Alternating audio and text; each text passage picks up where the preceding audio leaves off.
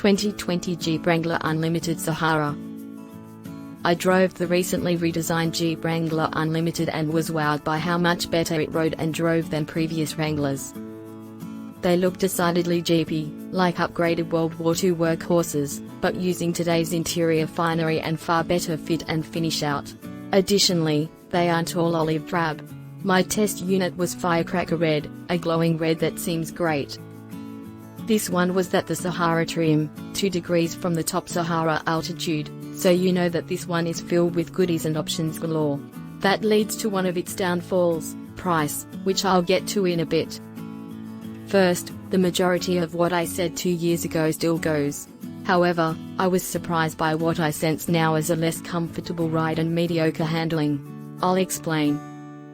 Jeep, currently owned by Fiat-Chrysler, added a new 5-link suspension system and stretched the Unlimited's wheelbase 2 inches to 118.4 inches during its redesign. I said last time, creating a far more civilized ride for the vast majority of miles we all put on driving on city roads and highways. At exactly the same time, enhanced body mounts were inserted, and the shocks returned. There has always been rebound into a Wrangler's ride, and final time it seemed a large improvement. Now, and maybe it's because of all the luxury utility vehicles I have driven the last few months, it appeared more bounce was back. The ride is not punishing, and it's still an improvement from past Wrangler rides, but severe bumps seem to produce more rock and roll this time. Similarly, the steering, which was enhanced during this prior test drive, seems to have become looser. Part of this is by design, as Jeep engineers know some of its owners will proceed off-roading and rock climbing with their Jeeps. A looser wheel is less likely to snap on you and twist up your wrists when bounding over boulders. That is where lane ramble was most prevalent. Certainly, the wheel effort seems modest and simple. However, I found myself tiring of seesawing the thick leather steering wheel to stay in my lane, following about 20 miles on the freeway. The good thing here, though, is that the addition of a 3.0-litre V6 turbo diesel, Jeep's 3.6-litre 285-horse gas-powered V6 in most versions feels powerful and gives the endless zip. The diesel feels hefty and slower but still powerful and capable of off-roading. Also, it gets better gas mileage. Diesel is slower to quicken and grumble a lot more than the gas-powered V6, so it is noisier in the taxi. Power is great, it's rated at 260 horsepower along with a monster 442 pounds-foot of torque. So you know there's a load of pulling power here, though I could find no tow rating nonetheless for the 2020 version. The diesel adds $4,000 to the price also, but you also get all-terrain tires, may increase the road sound and harsher ride, an 18.3-gallon gas tank, along an anti-spin differential rear axle. My driving was about half city and half highway, therefore, my numbers seem to reflect those EPA figures. In a gas-powered Unlimited, I had managed just 21.6 miles per gallon in summertime driving.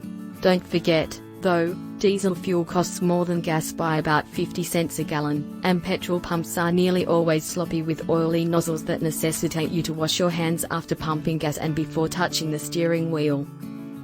While I know I am tougher with this Unlimited ride and handling, I do not wish to lose sight of this Wrangler being a stout off-roader, likely the best I have driven. We crept down steep hills littered with loose rock, we increased over big boulders, and we ran along a ridge at such an angle compared to all other SUVs.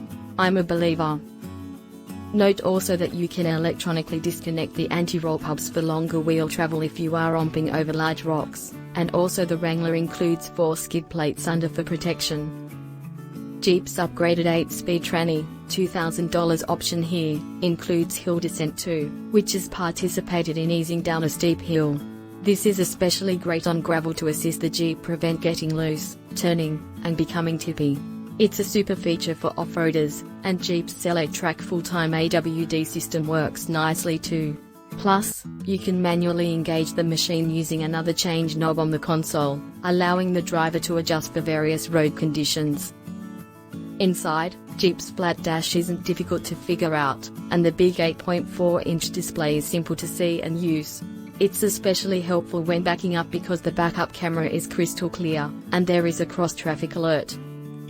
An advanced security set adds adaptive cruise control, innovative brake assist, and forward collision warning for $795. The test Jeep featured black leather chairs with grey stitching and a major grab handle for the passenger to use when engaged in off-roading. Satin chrome trims the doorway releases, and there's a flat black dashboard face, great for when the top is off, and the sun would reflect off a chrome or gloss dash's face. The leather-trimmed seats with Sahara logos represent a $1,495 option package and feature comparatively flat cushions. All seats are manually adjusted. Overall, I found that the Jeep interior a little bloated, although 4 adults will fit. Back door exits are tight for adults, and the tailgate is not a hatch, so it turns out like a door with a significant tire hanging around the trunk. Classes? There are plenty of plug-in areas for electronics. Hits: it looks like a Jeep and will go any place off-road. 10-inch floor clearance, together with good power and both soft and hardtop shadtops. Heated seats and steering wheel, large infotainment display and easy Uconnect sound system, radio knobs, smart cruise control, and blind spot warning. Has grab handles and running boards, lots of plug-in spots. Diesel provides enhanced fuel economy. Misses: superior diesel engine is noisy, slow to quicken, and is messy to fill up, as are all diesel.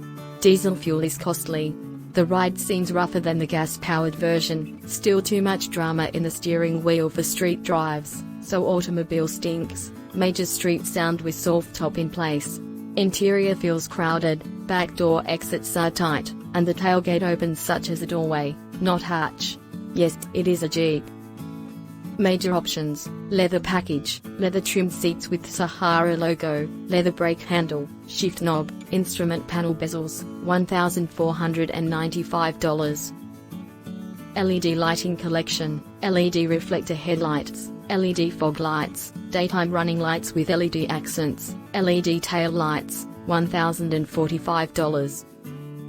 8.4-inch radio display, audio group with Uconnect, 5-year Sirius XM and Travel Link, Alpine Premium audio system, HD radio, Sirius Guardian, Wi-Fi hotspot, GPS, rear view auto dimming mirror, $1,695. Dual top group, premium black soft top, black 3-piece hardtop, storage bag, rear window defroster, rear wiper/washer, $2,295. Safety group, park sense rear park assist, blind spot and cross path detection, $895. Advanced security group, adaptive cruise control with stop, advanced brake help, forward collision warning, $795. 8-speed automatic transmission with hill descent control and tip start, $2,000. 3.0-litre V6 turbo diesel with all-terrain tyres, a 90-spin differential, 18.3-gallon fuel tank, $4,000.